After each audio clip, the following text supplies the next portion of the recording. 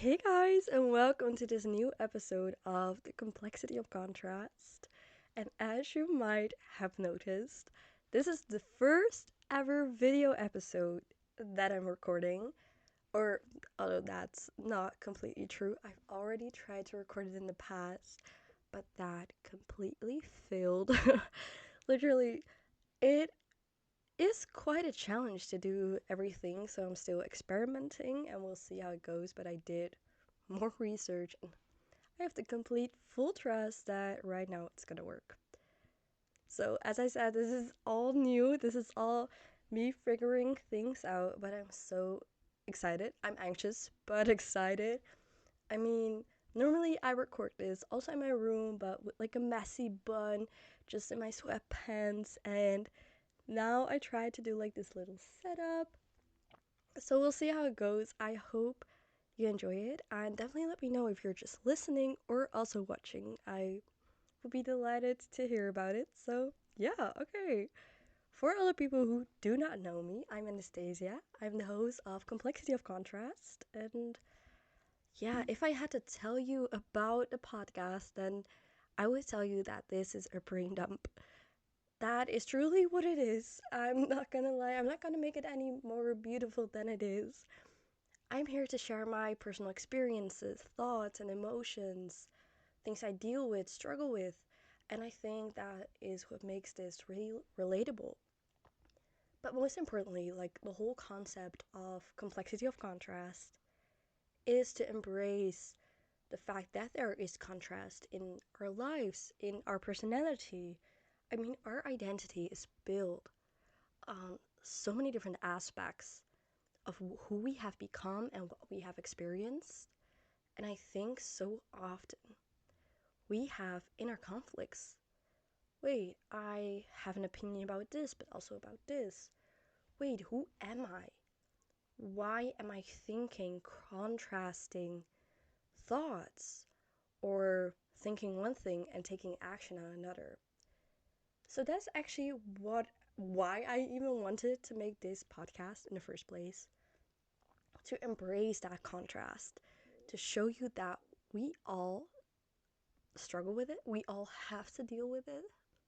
There's not a way to just, I mean, we often do try to ignore who we truly are and the fact that we are just made out of a bunch of scattered pieces, and that makes us to the person we are today. So, if you're interested in hearing more about trying to figure things out alongside me, then definitely come along on this journey. I would be so happy to share it with you guys because honestly, I want this podcast to be more than just my own brain dump.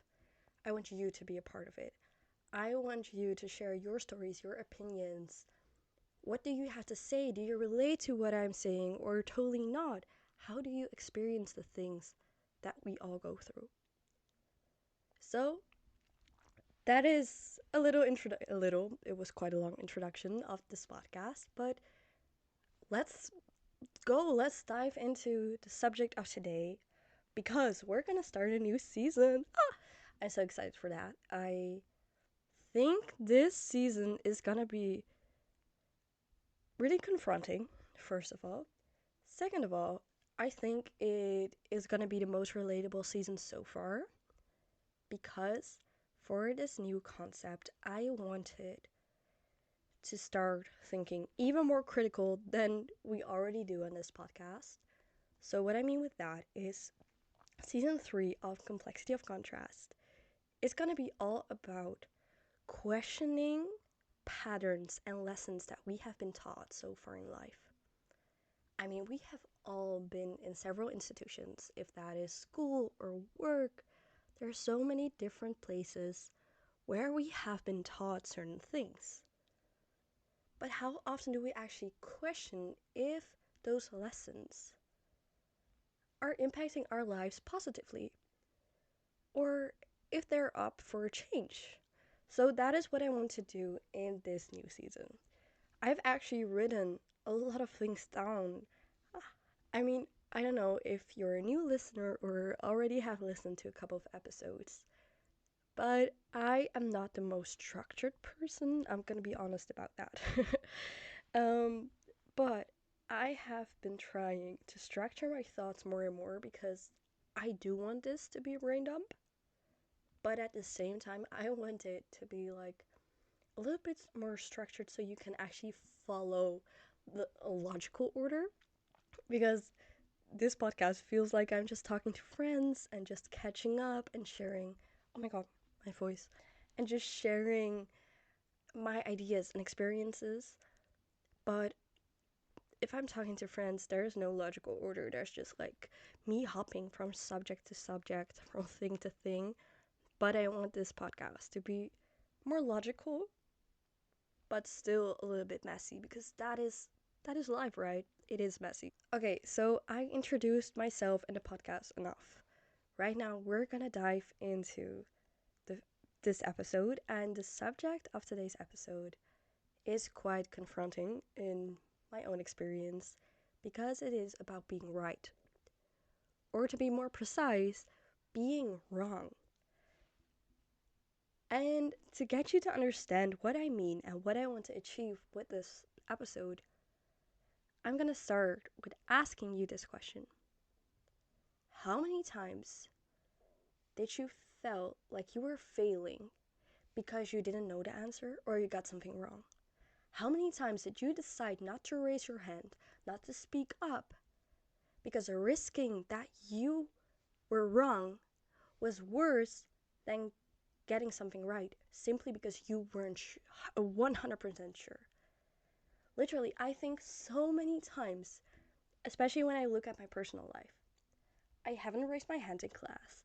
I haven't corrected somebody. I haven't done blah blah blah. I haven't just because I thought that being wrong would indicate that I would lack knowledge, that I would lack intelligence, that I would lack all these different things. But what if I told you that the reason you are feeling this way is not because you lack knowledge, it is because you lack acceptance? Let me repeat that again. You do not lack knowledge. You lack acceptance. Accepting the fact that you simply cannot know everything every fucking time. We do not have that capacity, neither should we. But where do these feelings come from? Where did we absorb this thought pattern? So I dove into it a little bit and I came to the conclusion that it probably resulted because of the grading system. What I mean with that is we are used to get something in return for the knowledge we show. Think back of high school, where you had to write different tests, right? How many times did you have to write a test where you just had to choose A, B, C, or D? True or false, without ever having to explain yourself. Why do you even think this is the right answer? No, just tell me what it is, that's it. Within the grading system, we were taught that if you have a great amount of knowledge, that means you will get a greater amount of points. That means you will get a greater grade. But in daily life, it doesn't work like that. We do not get something in return for having knowledge. It doesn't actually equal anything. And what I mean with that, I think we subconsciously got the idea because if we have more knowledge, we probably have higher grades, right? So what we associate with that is having more status, having more intelligence. But it isn't actually true. Having more knowledge doesn't equal more intelligence because intelligence is so much more than just knowledge. It is what do you do with it? Why do you think the way you do? How do you think? But I mean, it's so logical that we are convincing ourselves that we have to have knowledge. Because otherwise, people will think that we're a moron, that we're simply stupid, that we do not know anything about life. And that's the whole thing. I think a lot of these conversations you have where you feel ashamed for not knowing something or getting something wrong, or feel like you're failing, whatever negative feeling you associate with not being right, that is probably built on the fact that you think other people perceive you as less worthy, less intelligent, less competent, less status, whatever it might be. And it is insane to imagine because, of course, we were taught this. We were like, it has been repeated over and over again for years because we had to achieve. And how did we achieve things? Through knowledge, through learning harder. Because that's the thing. If we just learned harder, got more knowledge into our brains, that would result in a higher grade. But that doesn't say anything about your intelligence, because you maybe got a great grade, but afterwards you completely forgot all the information. And what then? What do you do with the information? Why do you study it? But that often isn't asked in high school. And I know that university is way more nuanced, is not literally the thing that we're facing is black and white thinking. Always expecting that there is a wrong and a right. And in some cases, of course, within exact subjects, there often is a wrong and a right answer. But in daily life, you can't expect everything to just be true or false. So the thing is, because we were subconsciously taught that having more knowledge meant being more competent, we seek being right. We need it. Literally, we crave it so much. We crave the validation we get of it.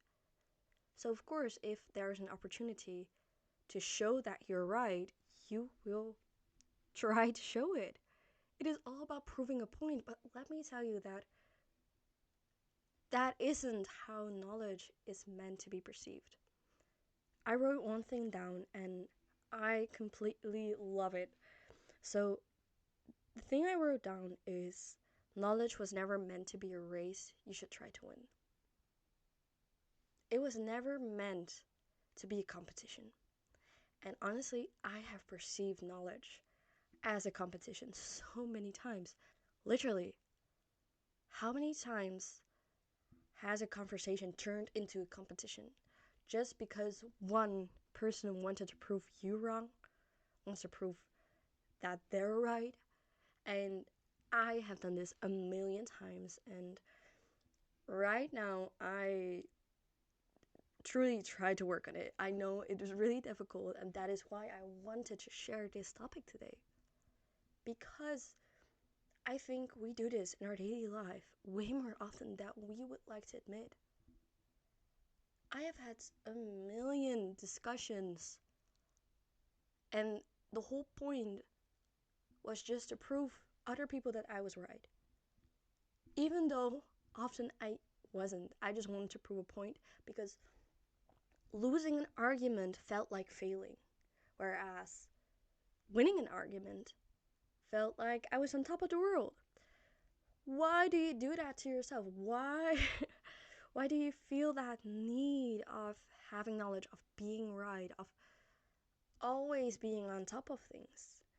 And I get it. I get that you were subconsciously being taught this for years. So now it is just a logical pattern. I mean, you were never taught anything different, except for maybe in social sciences or history. Honestly, these subjects were always my favorite because they were asking you to elaborate, to show the nuance. Why do you think that is the right answer? Is there more to the story than just it being true or false?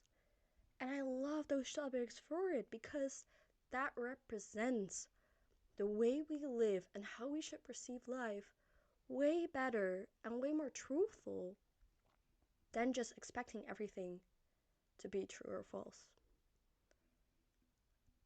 Yeah. Okay, that is what I honestly wanted to share with you guys.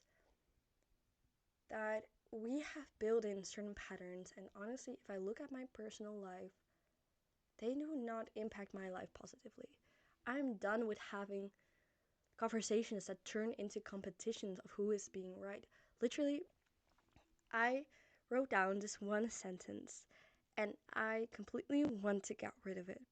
I want to get rid of it. I totally feel like this sentence is messed up, but still, I think we use it too often.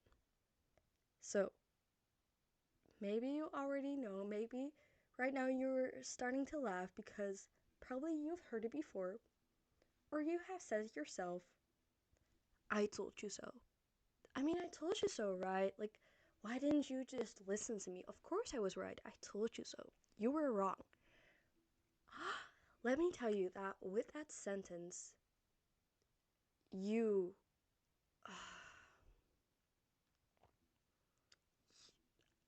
I don't even have the words to describe it. I feel like it's one of the worst things you could ever say.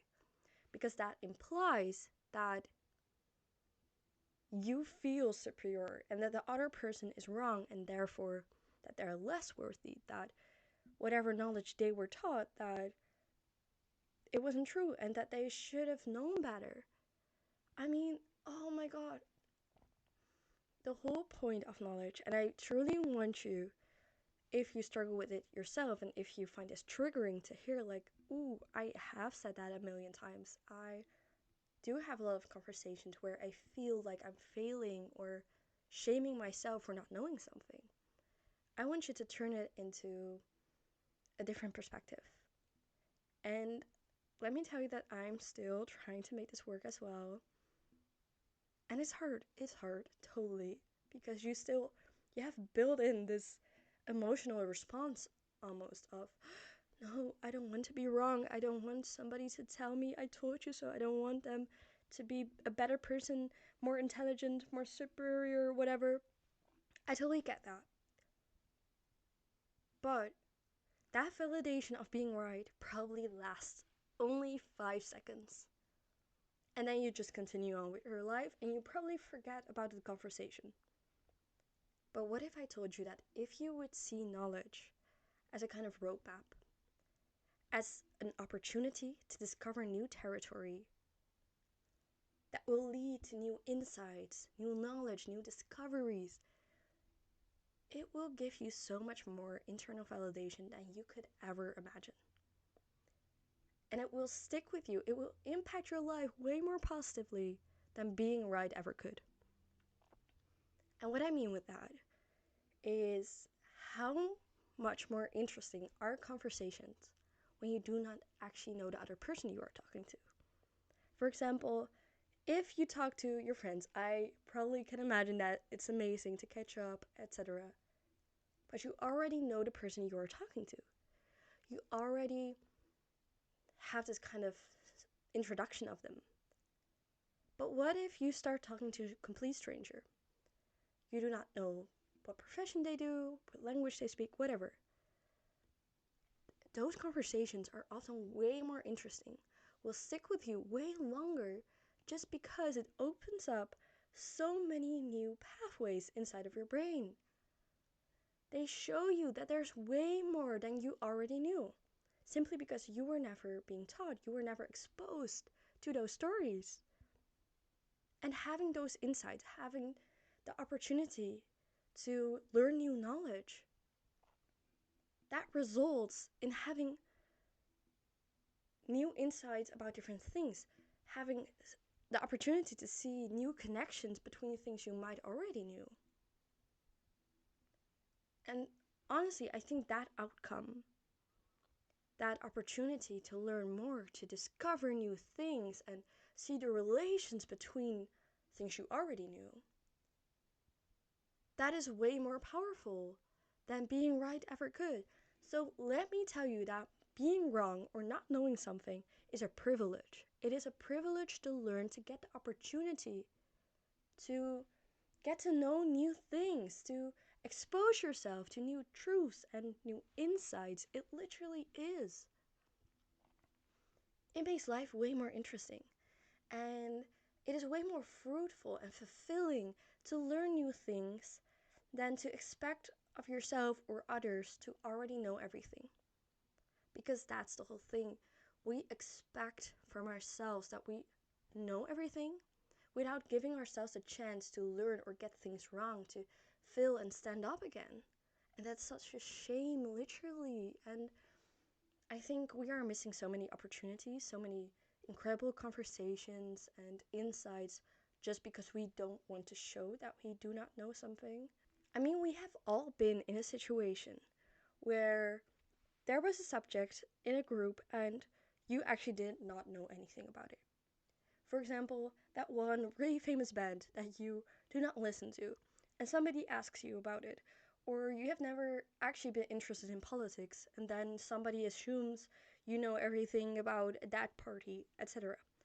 There are so many things that other people expect us to know that it's just common knowledge.